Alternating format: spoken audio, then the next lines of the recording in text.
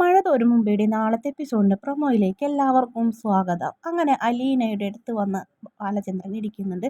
കഴിഞ്ഞ കാര്യങ്ങളൊക്കെ അയാൾ മറന്ന പോലെയാണ്. എന്നിട്ട് ഇങ്ങനെ സംസാരിക്കുന്നു. അങ്ങനെ ഒരു ഘട്ടം കഴിഞ്ഞു അല്ലേ, ഇനി എന്തായിരിക്കും അടുത്തത് എന്നിങ്ങനെ ആലോചിക്കുന്നുണ്ട്. ഇനിയും ഒരു യുദ്ധമൊക്കെ തന്നെയല്ലേ എന്ന് ചോദിക്കുന്നുണ്ട്. എന്തായാലും വൈജയന്തിയുടെ ഉദ്ദേശിച്ചാണ് പറഞ്ഞത്.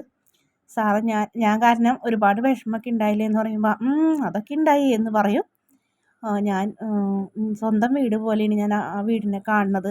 അതുകൊണ്ട് തന്നെ ഞാൻ മനഃപൂർവ്വം ഒന്നും ചെയ്യില്ല എന്ന് പറഞ്ഞപ്പോൾ അതൊന്നും സാരമില്ല അലീന എന്ന് പറയും. അതിന് ശേഷം വീണ്ടും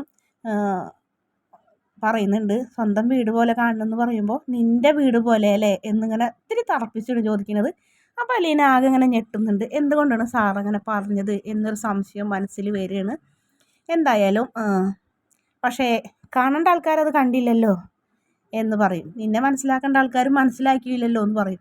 അപ്പോഴും നമ്മുടെ അലീന ഒന്ന് ഞെട്ടിപ്പോകുന്നുണ്ട്. ഇങ്ങനെ ഒന്നും എന്തോ മനസ്സിൽ വെച്ചിട്ട് സംസാരിക്കുന്ന പോലെയാണ് തോന്നുന്നത്. വീട്ടിൽ ചെന്ന് കഴിയുമ്പോൾ വൈജയന്തി വീണ്ടും നമ്മുടെ ബാലേന്ദ്രനായിട്ട് വഴക്കുണ്ടാക്കണം. ഇപ്പം കാണുന്നവരെന്താ വിചാരിക്കാന്നറിയോ, നിങ്ങളുടെ ആദ്യ ഭാര്യയിലെ മോളാണ് അലീന എന്ന് ആൾക്കാർ പറയും. എനിക്ക് അങ്ങനത്തെ പ്രശ്നമൊന്നുമില്ല. കാരണം എനിക്കതല്ല, എനിക്കങ്ങനെ ഒരു ഭാര്യ അല്ലെങ്കിൽ ആദ്യ ഭാര്യ അങ്ങനെ ഒരു ഭാര്യ ഇല്ല എന്നുള്ള കാര്യം, അങ്ങനെ ഒരു രഹസ്യത്തിലൊരു മകളുണ്ടെന്നുള്ള മകളും എനിക്കില്ല. പിന്നെ കൈതയ്ക്കൽ കുഞ്ഞിരാമമേനോന് 3 ആണും ഒരു പെണ്ണുമാണ്. അവരുടെ ആരെങ്കിലും മക്കളാവാണ്ടിരുന്നാൽ മതി. അങ്ങനെ കേട്ടോടുകൂടി വൈജയന്തി പെട്ടെന്ന് ഇങ്ങനെ വായടക്കിന് വടി കൊടുത്ത് അടി മേടിച്ച പോലെ ആയി മിണ്ടാണ്ട് അവിടെ നിന്ന് പോകുന്നൊരു ഭാഗമാണ് പ്രൊമോയിൽ കാണിക്കുന്നത്. വീഡിയോ ഇഷ്ടപ്പെടുകയാണെങ്കിൽ ചാനലൊന്ന് സബ്സ്ക്രൈബ് ചെയ്യണേ.